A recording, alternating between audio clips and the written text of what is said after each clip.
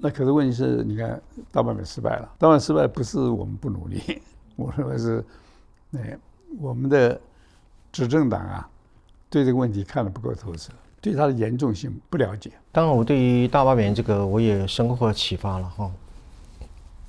民眾的意識沒有充分的自覺，所以有些人基本上還停留在就是說啊，兩岸談判可以避免戰爭，然後就是說是什麼對話能夠避免這個風險等等。確實，絕大多數的民眾還是停留在那樣的一種。沒錯，我認為說台灣經過這種冠狀病毒啊，成功的防疫了，應該這個觀念很多人會覺悟啊。就你跟病毒是沒什麼好談的，你要說它是病毒，很多人不相信，不知道哪個環節出了問題啊？怎麼就說一個深受病毒危害的地區啊，台灣對病毒沒有人了解，甚至不加以防疫，尤其你們學者可以，所以高聲疾呼。所以我跟曹董你們報告了哈，有些人对於病毒不夠了解，那我覺得像我們這樣的研究工作者或者是學者，要幫我們的觀眾、我們的讀者、我們的同胞來做病理切片嘛，然後把病毒病例的報告出來，讓全民去了解。所以我這個書裡面有2個很重要的寫作的策略了哈。一個就是說，很多人會說中國經濟不好啊，感冒嘛，吃藥就好。但是我要非常清楚的告訴你，不是感冒，它是器官衰竭而且是因為病毒的這個感染而遭受到這個器官的衰竭所以我稱之為叫做症狀閱讀之後，然後病理切片，我們要去把這個病毒的它的 DNA， 它的這個傳播的路徑，它的病毒的類型，我覺得要跟觀眾做切片，做解剖那我在書裡面也做了很多解剖的工作說明就是說這個中共病毒本身它的這個病毒的名稱它的病毒的路徑病毒的危害性這樣，所以我永遠相信了所以或者是我一直努力就是說提高民眾對於中共這個病毒滲透的一個基本的知識，就是防疫的知識，然後我們提出防疫的一些有用的一些策略，就防疫的方法我們只要多說多写，就会多一份民众的一個自覺這個很難，就是說很難一蹴而成了但是點滴的一個努力，我想至少起到了一個啟蒙的一個作用所以我當然一本書我們不可能就是把這個中共幹掉，不是這個意思但是至少我們的心靈的國防是一步一步可以強化的所以我們做學者做研究工作等等，最重要的工作要做病理切片然後這一個做出完整的病例報告，其實是病理報告病變的這個分析，然後寫出來提供給我們的讀者。这个病理分析这個在哪個章節裡面？最後在第4部分台灣突圍這個部分的前半部了我們講中共滲透那麼我舉出了幾個類型嘛，比如說對台灣選舉的介入對我們進行各種暗黑比如斷我們的纜斷纜戰術甚至就是掠奪我們的人才或者進行各種所謂的網絡的這個滲透還有對我們的供應鏈的一個干擾嘛等等，還有另外就是說是我特別講王滬寧嘛，王滬寧我覺得他是很危險的男人他對台灣提出了這種所謂的溶解的戰略什麼下京一日遊對你講這個就是說病毒感染你的一個方式為什麼它中國會變病毒？主要是講說美國怎麼樣去圍堵中國了但是在這個內容當中裡面，我也提到，比如說2025年中國的12大危機，這個危機當中裡面其實是危機本身視同於對於它病毒的一個分析嘛，比如說為什麼會經濟不好，為什麼它會有失業還有就是說它為什麼一定要非要併吞台灣這裡頭本身它後頭的那種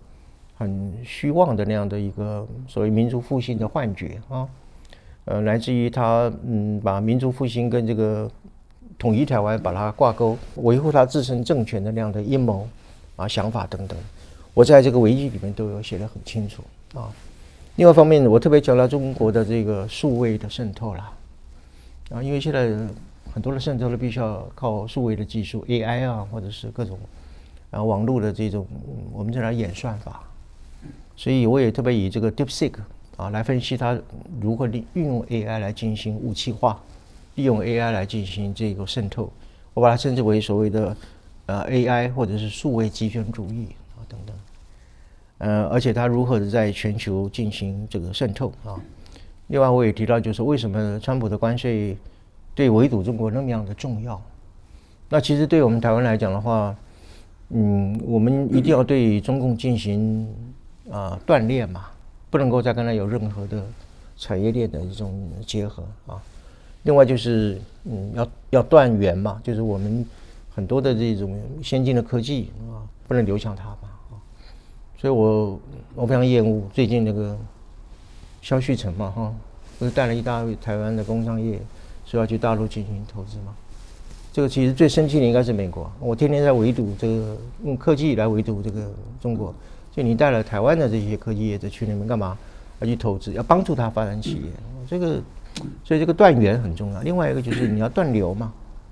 斷流的意思就是不要再去跟他交流了。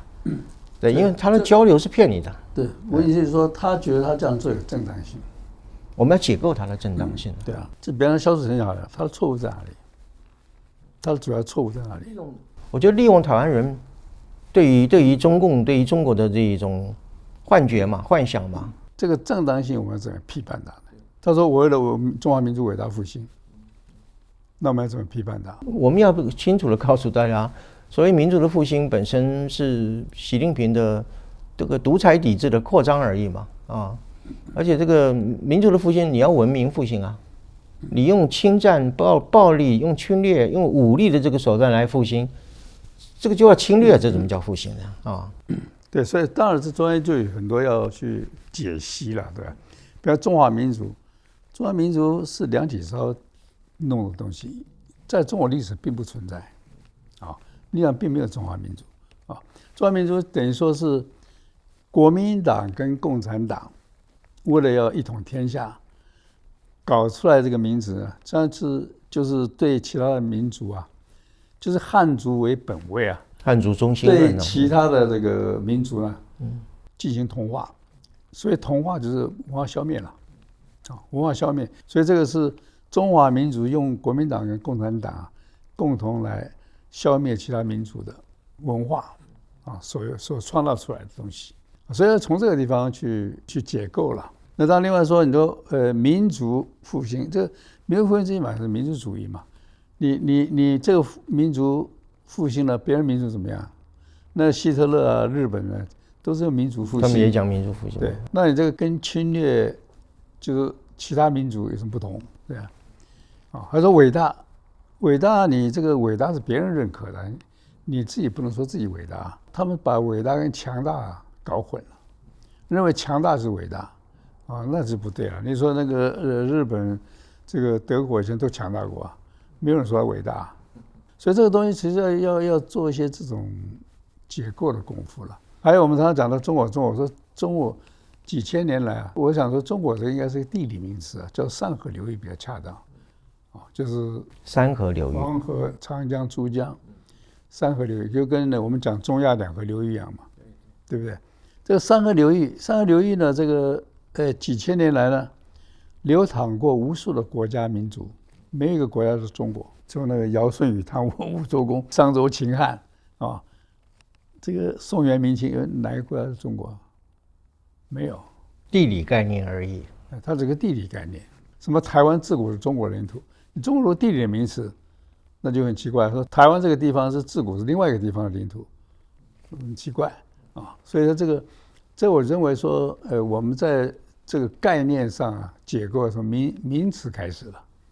名詞開始。所以我覺得如何去解構中共的這個政治的話術話語，這就很重要的。他們堅信，他們這個憲法裡面講，依照馬克思馬列主義毛澤東思想。這馬列主義那個這很可笑了。很多研究馬克思，我說你馬克思第一大錯誤在哪裡？應該一針見血講出來。他沒有看到財富是可以創造出來的，他認為財富就是剝削出來的，這是正好相反。近代的近代的科技就是無中生有，點石成金，所有的財富都創造出來的。當然，你創造者是要分很大的財富，你沒有創造，可是你有享有因為創造所享受的叫做消費者盈餘，這一般人都不太了解。以前的這個農業社會啊，財富是壓大出來的，就那個地嘛，每個一堆那個農奴在那邊面向黃土背朝天，沒日沒命的就沾了幾個東西，然後被上面層層剝削，所以上面的這個財富是剝削出來的。可是現在不是這樣子啊，所以說這個東西是像馬克思這種人連基本的這個邏輯是錯誤的嘛。共產黨的所謂的這個理念啊，建立在一個錯誤的基礎上，這是病毒產生的原因。當然，這個是我們包括我自己本身要繼續努力的一個地方了哈。未來我的一個寫作的方向跟努力的方向，會朝着更本質的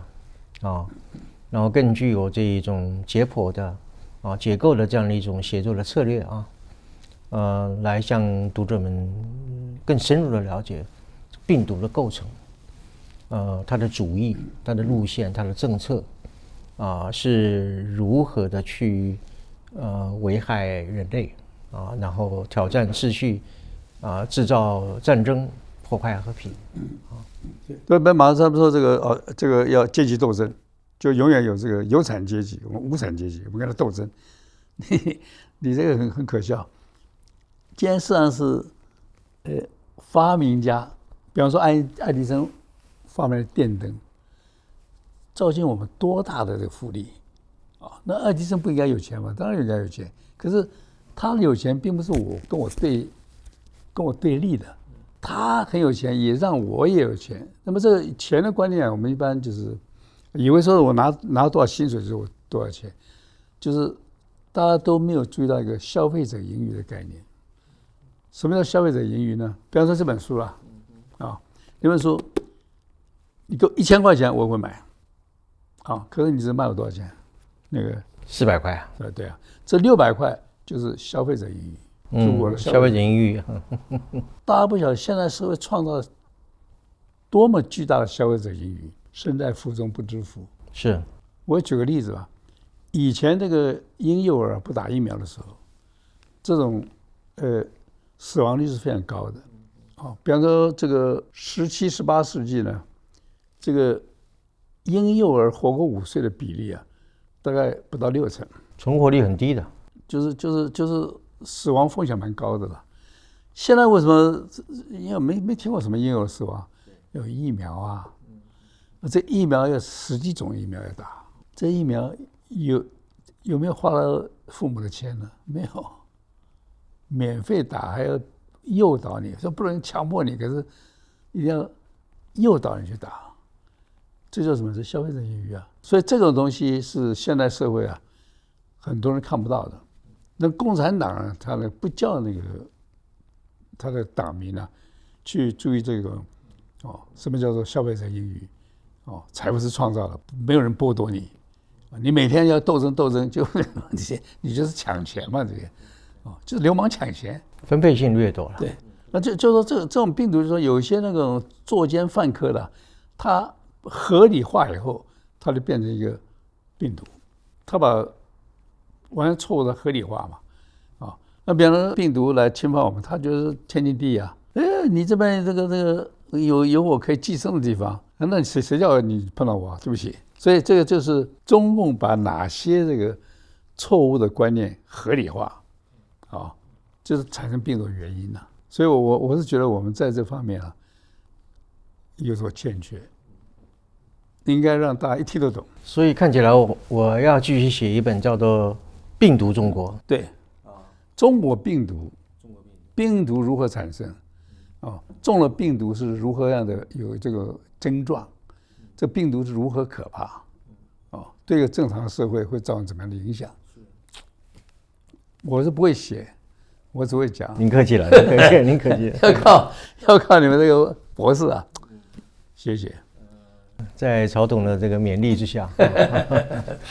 我一定要繼續的努力。所以呢，今天我們想那個大家聊了就知道說，這個圍堵中國這本書其實很重要啊，裡面很多很重要的觀念啊，幫助我們台灣能夠防堵中共病毒的侵擾啊。那我覺得大家都應該看一看啊。所以這個很感謝我們這個宋博士這個用心苦心寫一本書出來，我們應該多多的閱讀，多多拜讀了，多拜讀啊。好，最後很謝謝那個我也謝謝曹董給我一個機會啊，讓跟觀眾來說明我的書啊。今天曹董對我有很多的期許和勉勵啊，我會加倍的努力。謝謝大家，謝謝大家，謝謝大家。